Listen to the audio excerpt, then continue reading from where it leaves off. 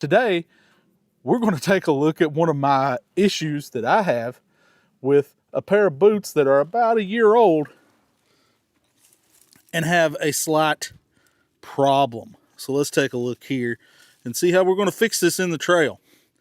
Now, typically, we would want to go home and get our good boots on.